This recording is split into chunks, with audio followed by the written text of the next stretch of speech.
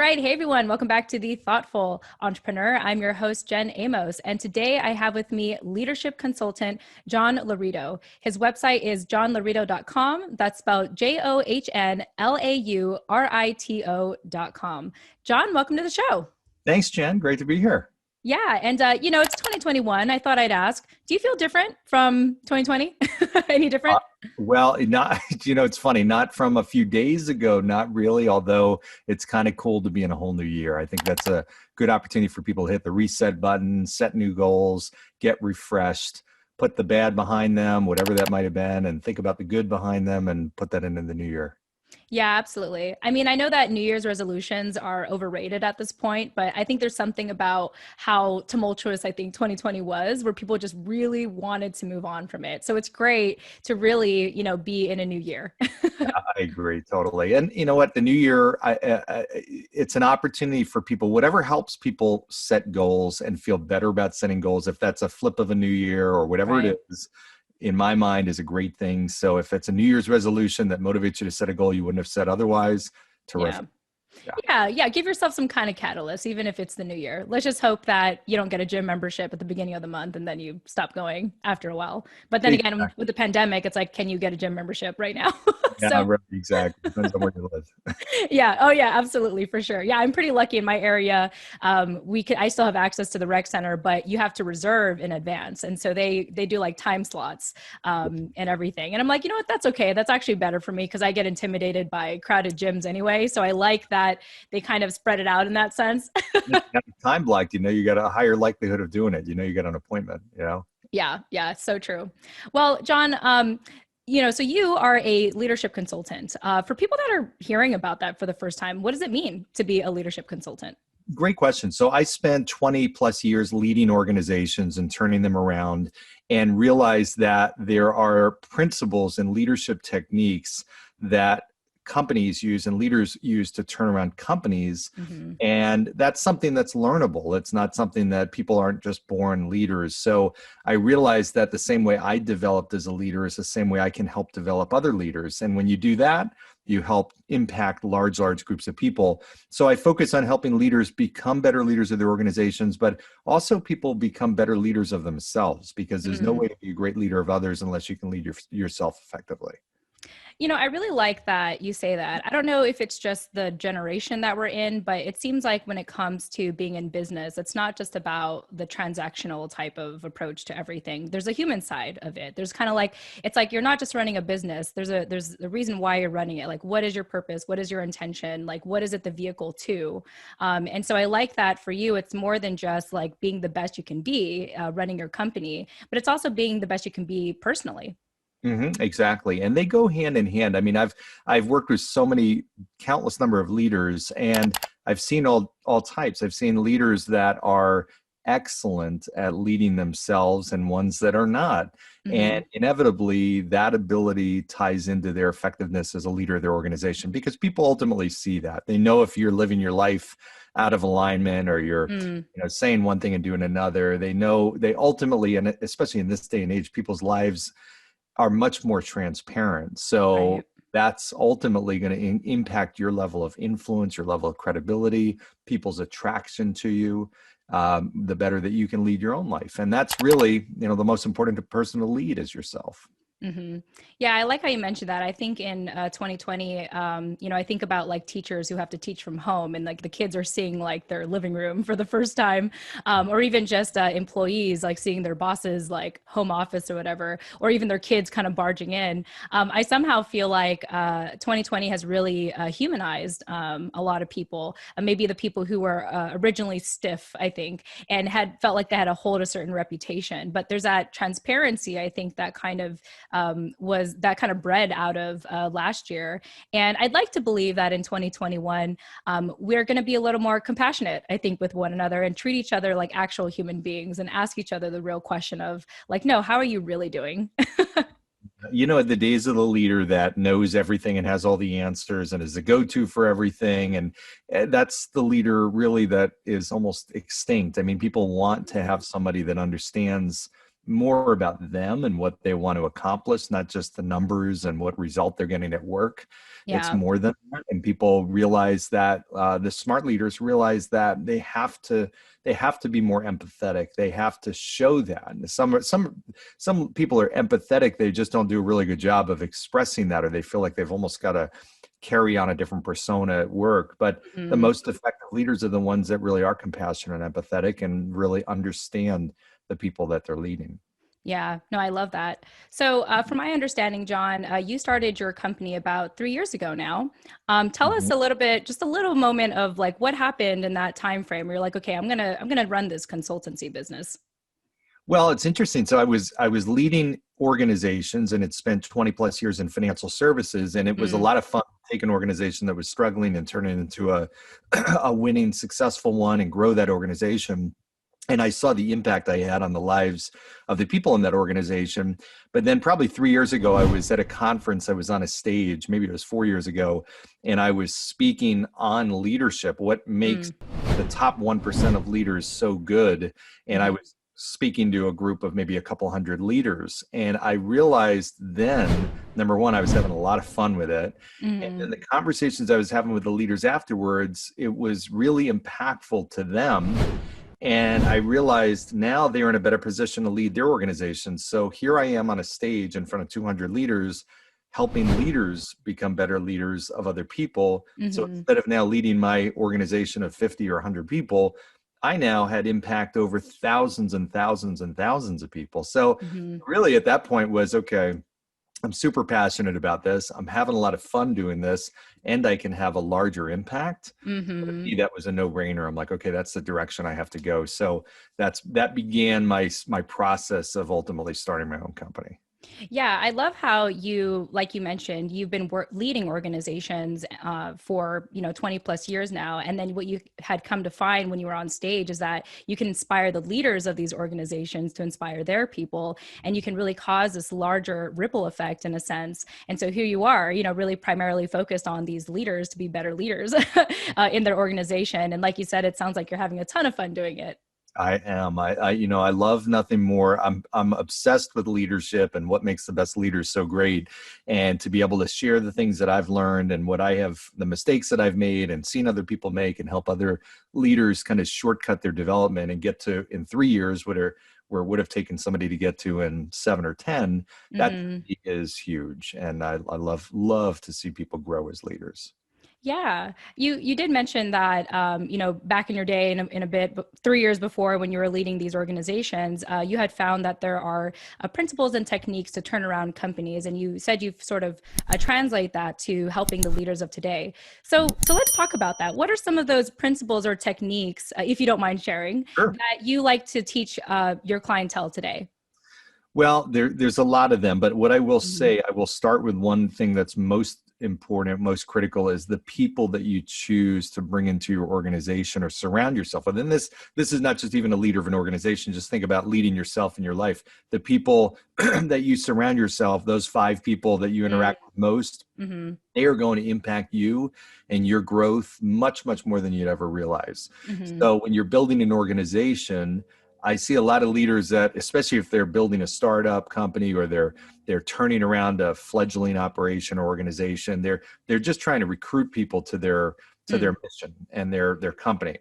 And they're not spending enough time thinking about the quality of those people. Because if I've only got 10 people in my organization, every person I bring in has mhm, 10% weighting and influence. So if that mm, person's a B or a C person, they really drag down the growth of my organization. If they're an A, then they mhm, really help it significantly. And most leaders don't realize how important that is. I've made mistakes early hiring decisions that ultimately proved to slow us down, our organization down significantly. So, and when you hire the right people, you know it and you see it, and it shows up not just short term but long term. So, and it helps you attract more great people. So that I think would be one of the keys. There's many more, but the other is just making sure that you're building the right culture and what mhm, do you want that culture to look like? What do you want the organization to feel like, or the team that you're leading? what would be the expectations, the standards. So there's a Hmm. lot that goes into it, but those are a couple of key focus areas. Yeah, I like how you hinted that there's like A type of people, A, B, and C type of people. Can you elaborate on that more? Maybe it'll help our listeners kind of be better at vetting, their teammates. Sure. I think about, the A types of people are Hmm. going to be people that if you give them a task or role or responsibility, they're not only going to do that, they're going to go well above and beyond the call of duty because they Mm, believe in the mission and the vision of the organization. And they are people that really truly want to grow themselves. So A people, there's three things that they need and want when mhm, they join an organization. One is they want to grow. They want to mhm. grow personally, and they have to be continuing to grow. Secondly is they want to make an impact and a big impact to that organization. And then third is they want to feel valued. They want to feel like an Right. important part of that organization. If one of those three things is not there, then they won't stay in that Mm, organization for long. So to attract those people, that A people are people that when you're interviewing them, you're going to see that. mm, You're going to hear them talk about what their long-term growth plans are. B and C people, nothing wrong with them. They're more content with doing average, and mm. they're more content with just kind of, you give me something to do, I'll do it. B's will do it well, very well. C's will do enough to get by, and just barely enough, and that's it. And that doesn't really build a winning organization. Yeah, I can only imagine. So the A type of people are ideal. And so I appreciate you kind of breaking that down so we can kind of think to ourselves when we're vetting people like, oh, are they going to go up and beyond? I was just thinking for myself, I was online looking for like a new virtual assistant and I tested out like four different people like at once. I gave them all like the same task. And there was one who went up and beyond. Like they actually went beyond like what I was asking for. And I was very impressed. I was like, actually, I didn't think of that idea. And so now that person is working with me. And so Great. when I think of like the type A, kind of person to work with, that's what I think of is just the recent person I brought on board and, just showing that extra initiative. And you know what? The other great thing about it too, when you find that A person, they will protect your culture and your Mm, standards. So they won't want to have B or C players join. So if you've ever played sports and been on a sports team, there's sometimes the athletes that you're with, the teammates, there's somebody or people that will, call out other players. It's not mm. just coming from the coach, it's coming from the other teammates. And that's where you've got a winning team. And those are the A players. Those are the ones that they care not just about themselves, they care about the organization, they care about other people in the organization. Hmm. So, John, tell us what is it like to work with you? Like, what are some recent clients, and you don't have to drop names or anything, that have kind of walked through your, let's say, virtual doors right now, Yeah. and worked with you? Well, I work with people, a lot of the people I work with have gone through or either have gone through recently or are wanting to go through some sort of a change in their scope of leadership. So for Mm, example, somebody who has just gotten a promotion, somebody who wants to move up the ranks and move to a senior VP or senior mhm, level or executive level or run their own company. Those are the people that I typically will work with. mm, People in those situations recognize that they need to have great leadership skills. They mhm, need to be able to have leadership skills that allow them to handle this new responsibility or this soon to be new responsibility. And then they also need to have the leaders below them or with them also have great skills. So I work with individuals, but I also work with organizations and teams of mhm. people to help develop leadership skills. Yeah. Is there a particular experience or a client that you can recall where you're just like, this is why I do what I do?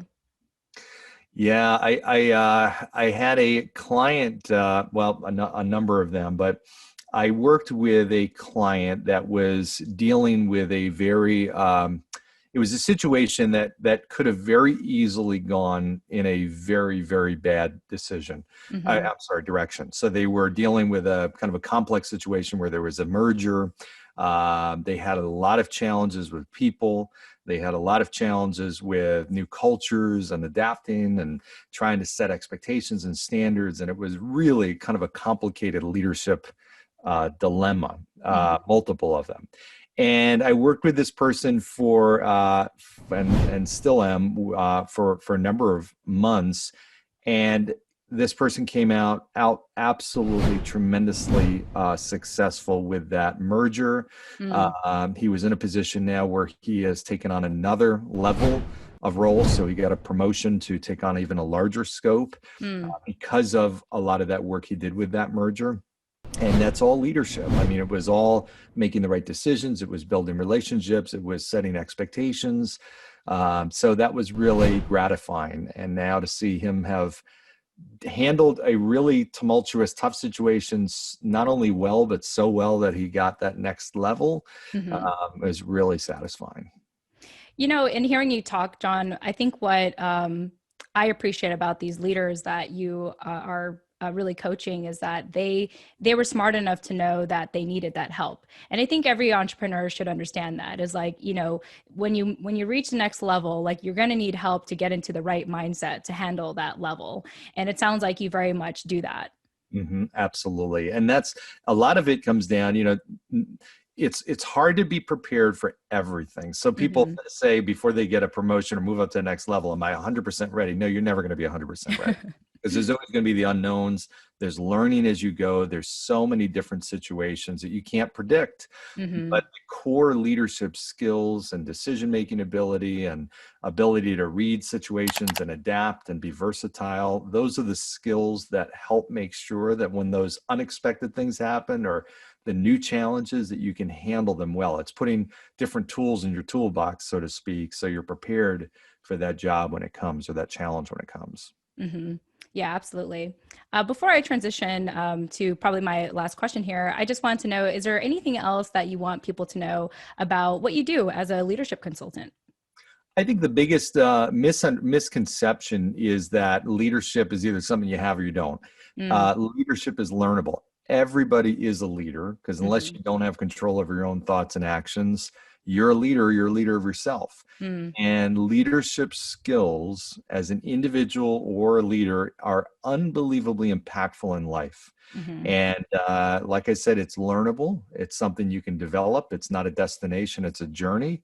And it starts with just taking a step and learning just something and investing in yourself, working with a coach, doing reading, whatever it takes, but start that process. Hmm.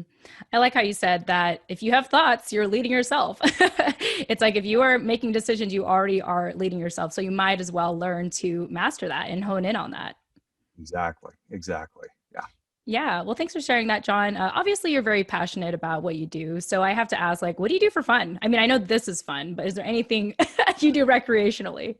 I'm definitely that's definitely a big part of my life. I love to be very active. I love to travel. The travel right now is Right. not overly an option, but I'm an outdoor guy. I mean, I'm down in North Carolina, so the weather is nice. So everything from biking to kayaking to all kinds of outdoor stuff. I love the water, and I love just hanging with my family, friends, and enjoying socializing. That's a big part of my life too. Yeah, I think that's incredible. I think for me too, I'm learning to appreciate the outdoors because I have nowhere else to go at this point. My husband and I actually got an RV for the holidays and just kind of went from Virginia to Tennessee. Uh, And just because we were just like, we're like, where should we go? And I was like, well, let's go to Nashville because we've just never been there. And then we like drove there and it was just kind of fun to be there. And unfortunately, we were there when the explosion happened, but we were safe. We were totally safe. We actually happened to be on the other side of the river and the bridge where it happened. And anyway, y'all can Google that if you want to learn more about that. yeah. But it's just nice. It's just nice to be outside and good to hear that, you're doing what you can to stay sane and healthy and continue to maintain that social life because, at a time like this, I think it's really important to find that balance, I think. You need to, you need that outlet. You need to be able to do, life is, you get one chance at life and you have to have fun. And I see a lot of people just not enjoying life, not having fun, partly because maybe they're doing the wrong thing. Mm. There was a time where I woke up on Sunday mornings and I'd open up my eyes and the first thought was, oh, I got work tomorrow. And it ruined my Sundays. And I Yeah, realized, okay, I am not in the right place. I am not right. doing what I'm meant to do. And when you decide to follow your passions, whether it's outdoors, whether it's traveling, whether it's a new career, that's where you realize life is meant to be fun, and it can be, and you control that. Yeah, I love that. That's a good indicator to know if you're, doing the right, like you're in the right profession or in the right space of work when you wake up Sunday morning and you're already dreading Monday. It's like, yeah, maybe a good time to rethink what you're doing. Right, definitely. Yeah. Yeah. Well, John, before we go, for our listeners who are small business owners and entrepreneurs, any parting piece of advice or wisdom you want to share with them? Sure. Don't be afraid to take risks and take a chance. You can fail at something that you can fail at anything. So you Mhm. might as well do something that you love. I've seen people that have stayed in a career because it was a safe route, and then they got let go, and then they realized, you know what, that wasn't as safe. So if you have a chance to fail or succeed, no matter what you do, you might as well do what you love and follow your passions. Do what you would do if you were independently wealthy, because Mm. it's probably going to be the thing you're going to really be happy with and you're going to be successful with. Yeah, I love that. It's like you're going to fail no matter what. So you might as well fail at something you like. You can fail. You can fail no matter what. No matter what Mm, you do, you have the risk of failure. Not that you will, but you can fail. mm. So if you have the risk of failure, no matter what you do, don't just go for the safe route. Go for something that really makes you excited. Yeah, thank you for that clarification. And I think that's a profound lesson for a lot of us to, really appreciate and carry on. John, it's been such a pleasure chatting with you today. Thank you so much for your wisdom, your knowledge, your experience, and I think just your overall vibe. You seem like a really cool guy.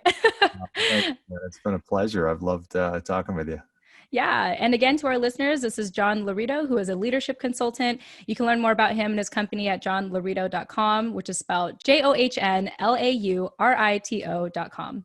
Thank you all so much for joining us, and we'll chat with you in the next episode. Tune in next time.